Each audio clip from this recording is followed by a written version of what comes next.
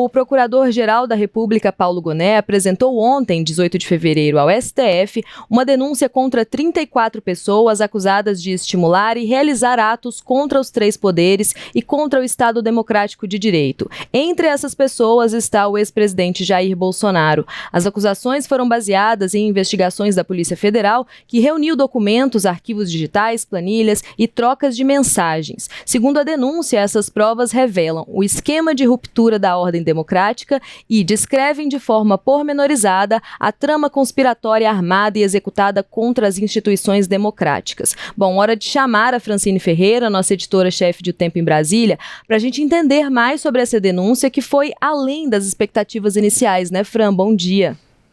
Ei, Dani, bom dia para você, bom dia também para todo mundo que nos acompanha. Pois é, já era esperado, né, desde o ano passado, a apresentação dessa denúncia pelo Paulo Gonet, e ela chegou, e ela basicamente, Dani, porque em novembro do ano passado, a Polícia Federal, ela já tinha indiciado Bolsonaro e mais de 30 pessoas por 3 crimes, né, organização criminosa, tentativa de abolição violenta do Estado Democrático de Direito e tentativa de golpe de Estado. Gonet foi além nesse sentido, porque ele incluiu mais 2 crimes nessa seara. Então, o procurador, ele recebeu todos esses documentos, todas as provas levantadas pela Polícia Federal e, a partir daí, criou seu parecer. Então, ele acrescentou neste quesito, por exemplo, o dano qualificado pela violência e grave ameaça e também a deterioração de patrimônio público. E aí, a gente está falando especificamente dos atos de 8 de janeiro em relação a esses 2 crimes também, viu? E aí, eu acho que a gente, inclusive, tem, né, desses na tela, não só dos crimes, mas quem são os principais acusados, né? Vamos começar pelos crimes, Fran, que a gente tem aqui na tela agora, que a nossa direção de TV colocou. A gente tem a tentativa de abolição violenta do Estado Democrático de Direito, tentativa de golpe de Estado, organização criminosa, dano qualificado pela violência e grave ameaça e deterioração do patrimônio tombado. Mas aí eu acho que a gente tem uma ordem, né? Assim, uma ordem quase que cronológica desses crimes que a gente pode puxar aí pelo gancho dessa arte. Dani, vamos lá. Primeiro de tudo, quando se começa a pensar em organização criminosa, porque Gonet coloca ali o ex-presidente Jair Bolsonaro e Walter Braga Neto, né, que foi ex-ministro de Bolsonaro e também foi vice na chapa dele em 2022, como os líderes dessa organização e que eram os caras que, digamos, que sabiam de tudo, né? Então, ele coloca isso. Depois, tem aí a preparação, né, da tentativa de golpe de Estado e também a questão para abalar o Estado Democrático de Direito. Após isso, tem a questão de dano qualificado pela violência e a deterioração de patrimônio público, que recai aí no 8 de janeiro. É importante só a gente citar o seguinte, eu vou tentar passar rápido por isso, mas é porque é o seguinte, o Gonet, ele faz realmente uma espécie de linha do tempo. Ele cita que em 2018, na campanha eleitoral, Bolsonaro já falava do descrédito das urnas eletrônicas, cita uma live que ainda foi feita em julho de 2021, numa época que estava em baixa das pesquisas, em que ele já começa a falar sobre as urnas. Isso depois, ele também começa aí depois a criticar os ministros do Supremo Tribunal Federal. Nesse meio tempo, segundo a acusação, também há a montagem da ABIN paralela, então chefiada aí pelo hoje deputado federal Alexandre Ramagem, do PL do Rio. E Gonet fala que isso tudo se intensifica ali em 2022, ano então eleitoral. Cita, por exemplo, a reunião com ministros em julho de 2022 e depois aquela reunião com embaixadores, né, que foi inclusive um dos motivos aí para a primeira inelegibilidade de Jair Bolsonaro. E todas essas reuniões, essas lives tratam de quê? Justamente do descrédito das urnas eletrônicas e também questionando a lisura do processo eleitoral brasileiro. Quando a gente cai nas eleições de 2022, tem citado, por exemplo, a obstrução de vias, né, no dia das votações, principalmente no Nordeste. E aí, Silvanei Vasquez aparece como um dos nomes citados, não dando certo. Então, Bolsonaro perdendo as eleições ali em outubro, aí começa uma outra fase. Por isso também é mostrado, por exemplo, a questão da minuta de golpe que foi criada na época e o que Gonet também traz ali, a PF também, só não foi para frente porque o comandante do Exército, o Marcos Marco Antônio Freire Gomes, ele não acatou, não aceitou e disse, inclusive, que prenderia, né, quem participasse disso. E, por fim, a gente tem outras duas questões, porque depois desse resultado, além da minuta de golpe, tem a questão do plano Punhal Verde e Amarelo, que ali era para matar Lula, Alckmin e Alexandre de Moraes, e também tem a questão da invasão do prédio da PF no dia 12/12. Para quê? Para deixar o clima instável. E tudo isso termina no dia 8 de janeiro de 2023. Então, a gente tem essa linha do tempo, Dani.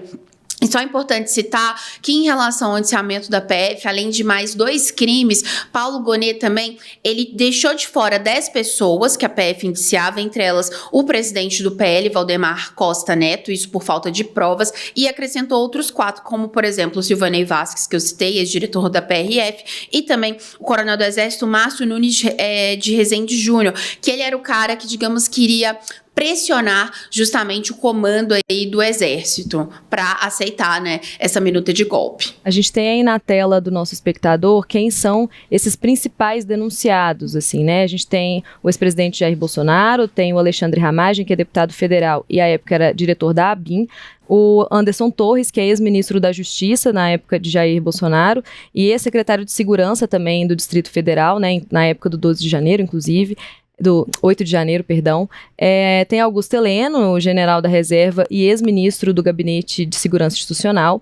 Tem o Mauro Cid, que é o tenente-coronel e ex-ajudante de ordens de Bolsonaro, que foi o delator aí, né, desse esquema.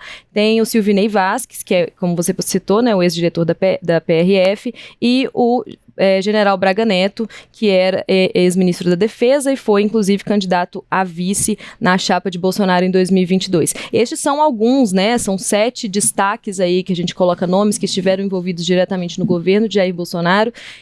Mas, além deles, há ainda outras pessoas que estão aí sendo investigadas, né, que foram apresentadas nessa denúncia do Paulo Gonet, que são 34 pessoas, incluindo essas 7 que a gente vê aí na tela, né, Fran? Isso, Dani. E aí, esse grupo todo era dividido em 5 núcleos, né?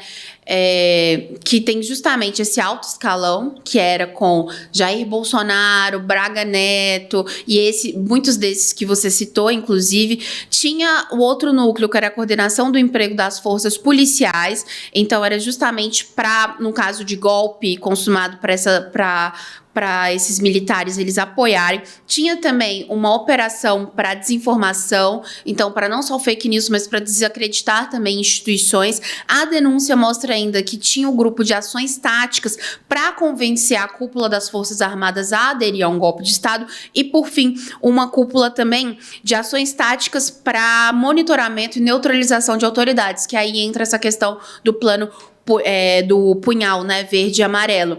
Lembrando que todos esses crimes, esses 5 crimes juntos, a pena pode ser de até 38 anos de prisão. Não quer dizer que todos vão responder pelos 5 crimes, mas alguns sim, então chega até 38.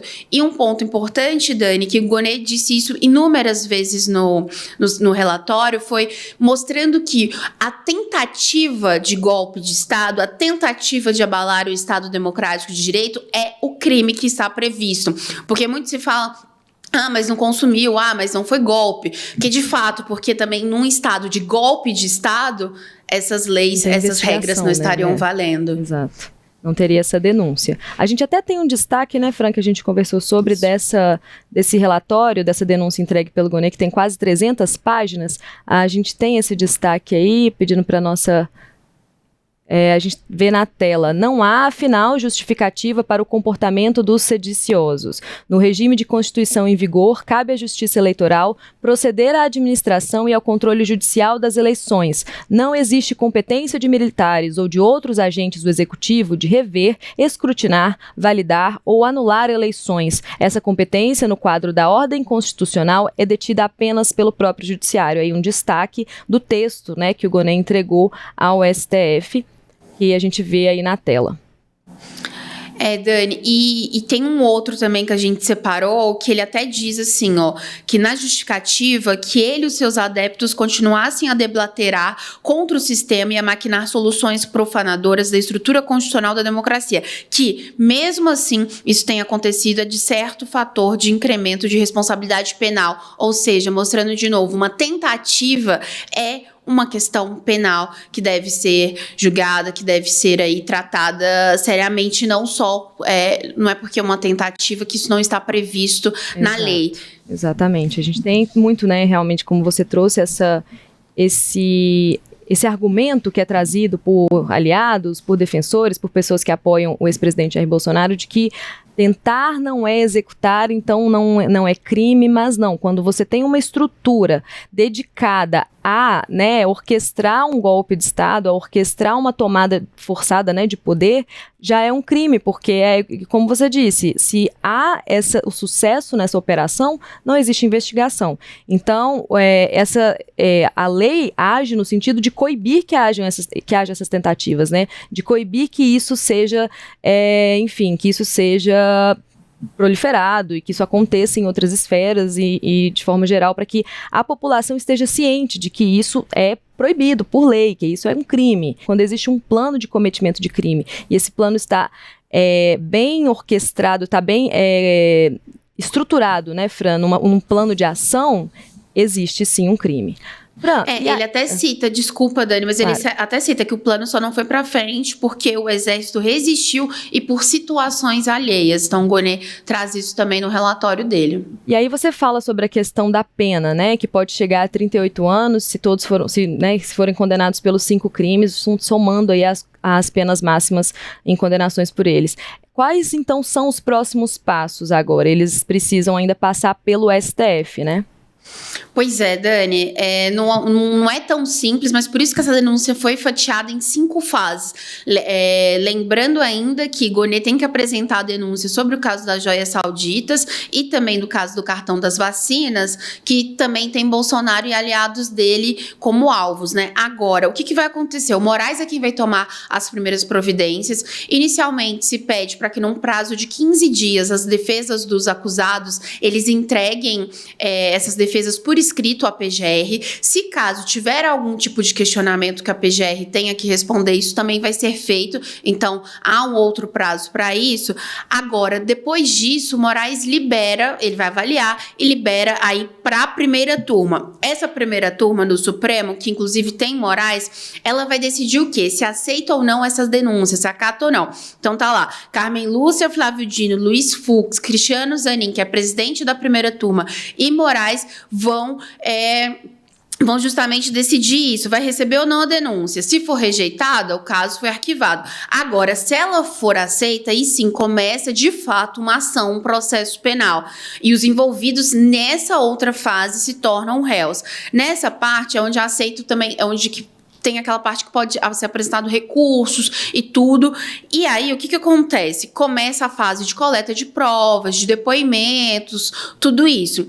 Após, aí sim, aí nessa parte começa o julgamento, então a PGR apresenta seu parecer, as defesas também têm mais tempo para justificar, para apresentar aí de fato, né, seus argumentos. Depois disso os ministros vão votar. Mas é importante ressaltar que para cada um, então para Bolsonaro, para Braga Neto e para outras pessoas, seriam essa decisão é individualizada. Então, se for condenado, cada um vai ter uma pena. Essa que é a lógica. Então, por isso que quando se fala desses núcleos também é importante, o que acontece?